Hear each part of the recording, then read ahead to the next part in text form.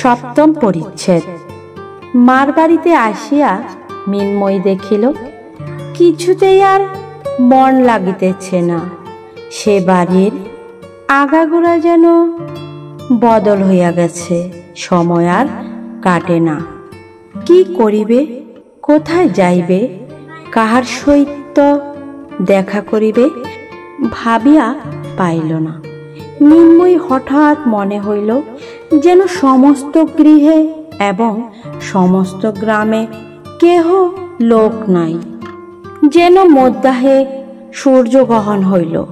কিছুতেই বুঝিতে পারিল না আজ কলিকাতায় চলিয়া যাইবার জন্য এত প্রাণপন্ন ইচ্ছা করিতেছে। কাল রাত্রে এই ইচ্ছা কোথায় ছিল? কাল সে জানিত না যে জীবনের যে অংশ পরিহার করিয়া যাইবার জন্য এত মন কেমন করিতেছিল। তৎপূর্বেই তাহার সম্পূর্ণ স্বাদ পরিবর্তন হইয়া গিয়াছে। গাছের পক্কপত্রের ন্যায় আজ সেই বিন্দুচূত্র অতীত জীবনটাকে ইচ্ছাপূর্বক অনায়াসে দূরে ছুঁড়িয়া ফেলিল। গল্পে শোনা যায় নিপুণ অস্ত্রকার এমন শুষ্ক তরবারি নির্মাণ করিতে পারে যে তদ্বারা মানুষকে দ্বিখণ্ড করিলেও সে জানিতে পারে না। অবশেষে নাড়া দিলে দুই অর্ধখণ্ড ভিন্ন হইয়া যায়। বিধাতার তরবারি সেই রূপ শুষ্ক। কখন তিনি মিন্ময়ীর বাল্য যৌবনের মাঝখানে আঘাত করিয়াছিলেন সে জানিতে পারে নাই। আজ কেমন করিয়া নাড়া পড়িয়া বাল্য অংশ যৌবন হইতে বিচ্যুত হইয়া পড়িল এবং মিন্ময়ী বিস্মৃত হইয়া ব্যথিত হইয়া চাহিয়া রহিল। মাতৃগৃহে তাহার সেই পুরাতন শয়নগৃহকে আর আপনার বলিয়া মনে হইল না। সেখানে যে থাকিত সে হঠাৎ আর নাই। এমন হৃদয়ের সমস্ত স্মৃতি, সেই আর একটা বাড়ি, আর একটা ঘর, আর একটা শয্যার কাছে গুনগুন করিয়া বেড়াইতে লাগিল। মিন্ময়ীকে আর কেহ বাহিরে দেখিতে পাইল না। তাহার হাস্যধ্বনি আর শোনা যায় না।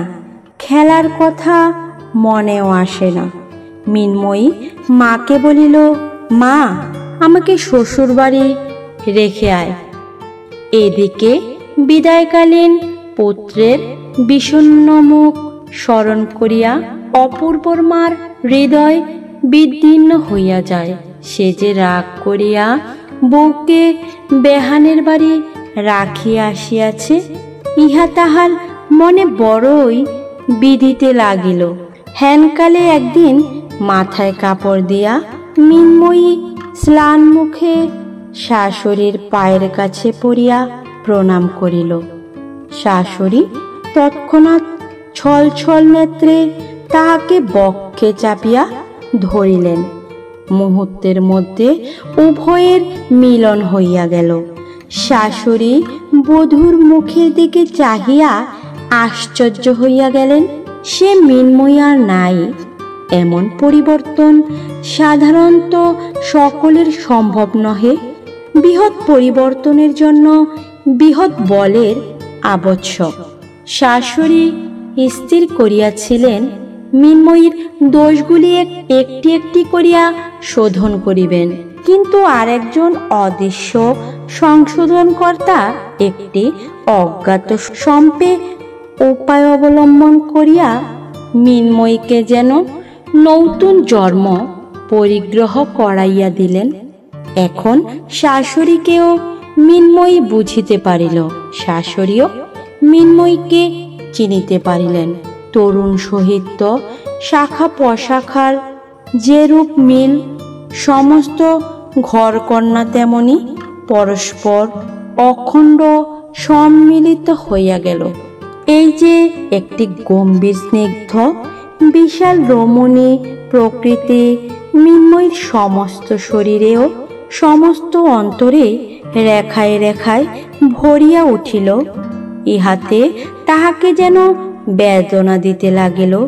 প্রথম আষাঢ়ের শ্যামসজন নবমেঘের মতো তাহার হৃদয়ে একটি অশ্রুপূর্ণ বিস্তীর্ণ অভিমানের সঞ্চার হইল।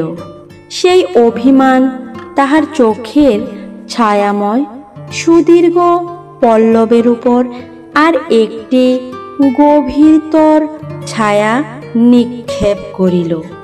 সে মনে মনে বলিতে লাগিল, আমি আমাকে বুঝিতে পারি নাই বলিয়া তুমি আমাকে বুঝিলে না কেন? তুমি আমাকে শাস্তি দিলে না কেন?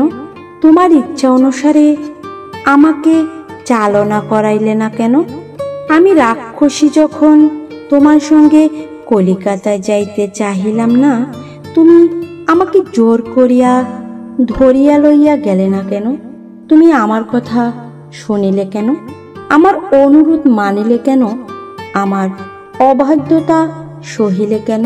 তাহার পর অপূর্ব যেদিন প্রভাতে পুষ্করিণী তীরের নির্জন পথে তাহাকে বন্দী করিয়া কিছু না বলিয়া একবার কেবল তাহার মুখের দিকে চাহিয়াছিলেন, সেই পুষ্করিণী, সেই পথ, সেই তরুতল, সেই প্রভাতের রৌদ্র এবং সেই হৃদয় ভারাবনত গভীর দৃষ্টি তাহার মনে পড়িল এবং হঠাৎ সে তাহার সমস্ত অর্থ বুঝিতে পারিল।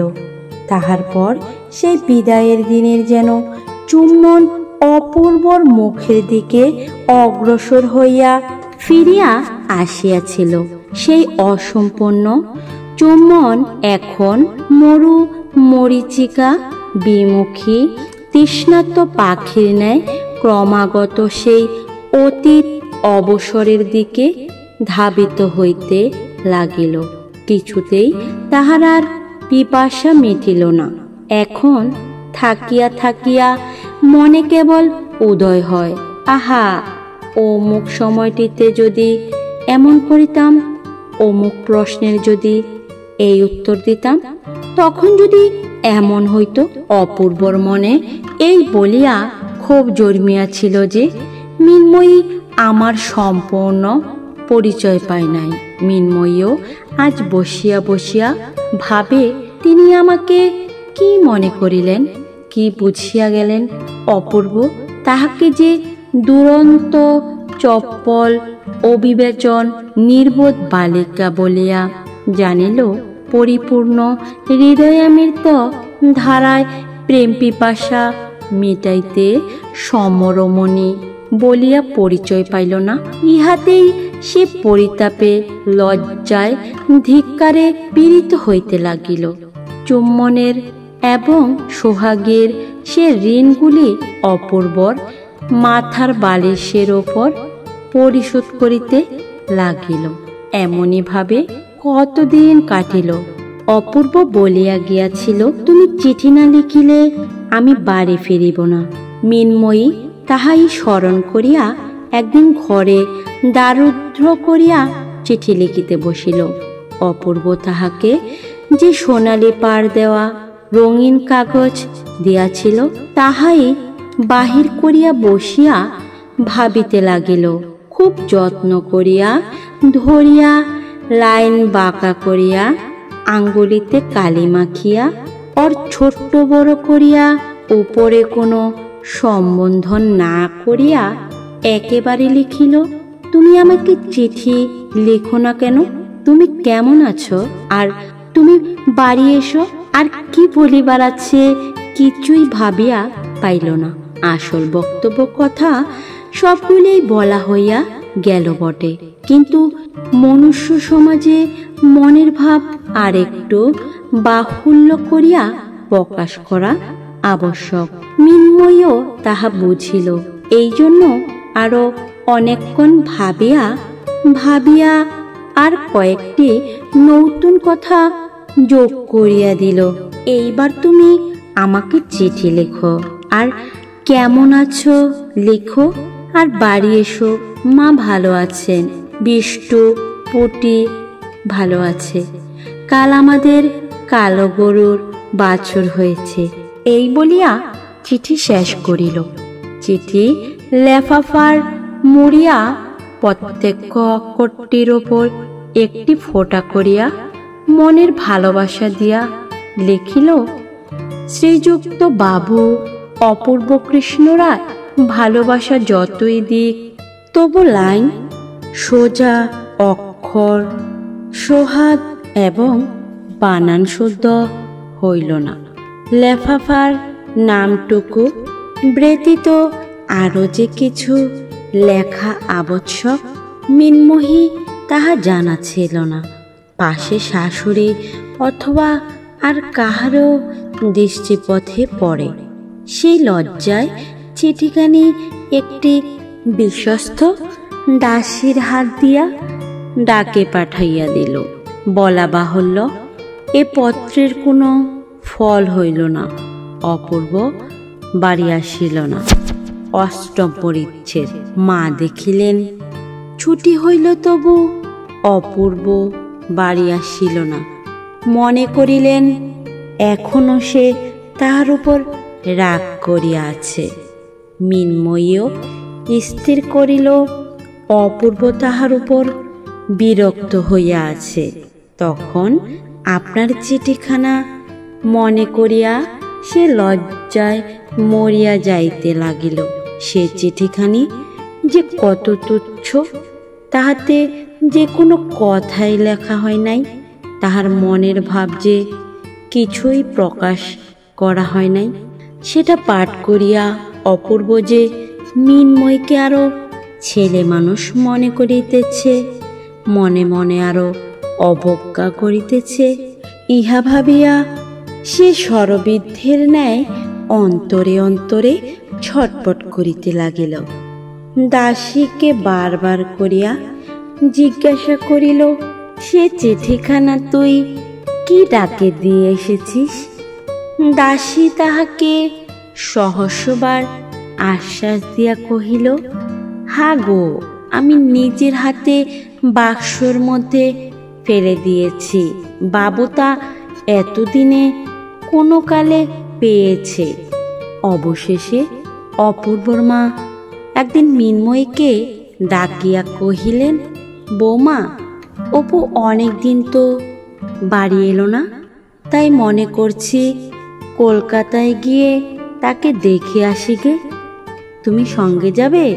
মিনময়ী সম্মতিসূচক ঘাড় নাড়িল এবং ঘরের মধ্যে আসিয়া দ্বার রুদ্ধ করিয়া বিছানার উপর পড়িয়া বালিশখানা বুকের উপর চাপিয়া ধরিয়া হাসিয়া নড়িয়া চড়িয়া মনের আবেগ উন্মুক্ত করিয়া দিল। তাহার পর ক্রমে গম্ভীর হইয়া বিষণ্ণ হইয়া আশঙ্কায় পরিপূর্ণ হইয়া বসিয়া কাঁদিতে লাগিল। অপূর্বকে কোনো খবর না দিয়া এই দুটি অনুতপ্তা রমণী তাহার প্রসন্নতা ভিক্ষা করিবার জন্য কলিকাতায় যাত্রা করিল। অপূর্বর মা সেখানে তাহার জামাই বাড়িতে গিয়া উঠিলেন। সেদিন মিনময়ীর পত্রের প্রত্যাশায় নিরাশ হইয়া সন্ধ্যাবেলায় অপূর্ব প্রতিজ্ঞা ভঙ্গ করিয়া নিজেই তাহাকে পত্র লিখিতে বসিয়াছে। কোনো কথাই পছন্দ মতো হইতেছে না, এমন একটা সম্বন্ধন খুঁজিতেছে যাহাতে ভালোবাসাও প্রকাশ হয়, অথচ অভিমানও ব্যক্ত করে। কথা না পাইয়া মাতৃভাষার উপর অশ্রদ্ধা ধীরতর হইতেছে। এমন সময় ভগ্নিপতির নিকট হইতে পত্র পাইল। মা আসিয়াছেন, দীর্ঘ আসিবে এবং রাত্রে এইখানেই আহারাদি করিবে। সংবাদ সমস্ত ভালো। শেষ আশ্বাস সত্ত্বেও অপূর্ব অমঙ্গল শঙ্কায় বিমর্ষ হইয়া উঠিল। অবিলম্বে ভগ্নীর বাড়ি গিয়া উপস্থিত হইল। সাক্ষাৎ মাত্রই মাকে জিজ্ঞাসা করিল, মা সব ভালো তো? মা কহিলেন, সব ভালো। তুই ছুটিতে বাড়ি গেলি না, তাই আমি তোকে নিতে এসেছি। অপূর্ব কহিল, সেজন্য এত কষ্ট করিয়া আসিবার কি আবশ্যক ছিল? আইন পরীক্ষার পড়াশোনা ইত্যাদি।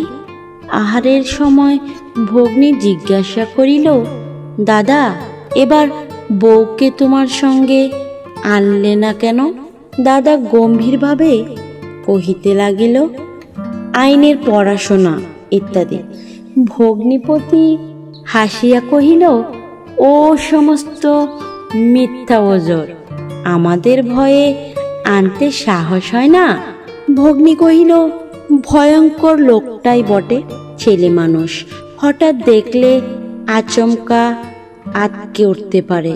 এইভাবে হাস্য পরিহাস চলিতে লাগিল। কিন্তু অপূর্ব অত্যন্ত বিমর্ষ হইয়া রহিল। কোনো কথা তাহার ভালো লাগিতেছিল না। তাহার মনে হইতেছিল, সেই যখন মা কলিকাতায় আসিলেন, তখন মিন্ময়ী ইচ্ছা করিলে অনায়াসে তাহার সহিত আসিতে পারিত।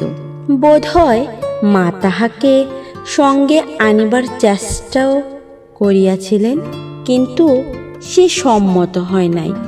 এই সম্বন্ধে সংকোচবশত মাকে কোনো প্রশ্ন করিতে পারিল না। সমস্ত মানব জীবন এবং বিশ্ব রচনাটা আগাগোড়া ভ্রান্তি সংকুল বলিয়া বোধ হইল।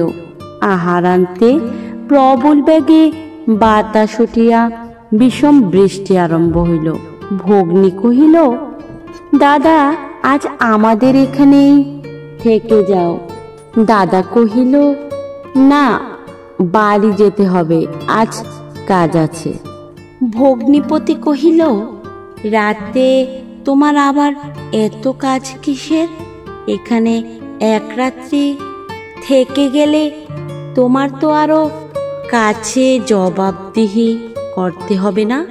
তোমার ভাবনা কি? অনেক পীড়াপিড়িতের পর বিস্তর অনিচ্ছা সত্ত্বে অপূর্ব সেই রাত্রি থাকিয়া যাইতে সম্মত হইল। ভগ্নী কহিল, দাদা তোমাকে শান্ত দেখাচ্ছে, তুমি আর দেরি করো না, চলো শুতে চলো। অপূর্ব সেই ইচ্ছা, শয্যাতলে অন্ধকারের মধ্যে একলা হইতে পারিলে বাঁচে। কথার উত্তর প্রত্যুত্তর করিতে ভালো লাগিতেছে না। শয়ন গৃহের ধারে আসিয়া দেখিল ঘর অন্ধকার। ভগ্নী কহিল, বাতাসে আলো নিবে গেছে দেখছি, তা আলো এনে দেব কি দাদা? অপূর্ব কহিল, না, দরকার নেই, আমি রাত্রে আলো রাখিনি। ভগ্নী চলিয়া গেলে অপূর্ব অন্ধকারে সাবধানে খাটের অভিমুখে গেল। খাটে প্রবেশ করিতে উদ্ধত হইতেছে, এমন সময়ে হঠাৎ বলয় নিকন্ন শব্দে একটি সুকোমল বাহুপাশ তাহাকে সুকঠিন বন্ধনে বাঁধিয়া ফেলিল এবং একটি পুষ্প পর্তুল্য উঠাধর দস্যুর মতো আসিয়া পড়িয়া অবিরল অশ্রুজলসিক্ত আবেগপূর্ণ চুম্বনে তাহাকে বিস্ময় প্রকাশের অবসর দিল না। অপূর্ব প্রথমে চমকিয়া উঠিল, তাহার পর বুঝিতে পারিল অনেক দিনের একটি হাস্যবাধায় অসম্পূর্ণ চেষ্টা আজ অশ্রুজল ধারায় সমাপ্ত হইল।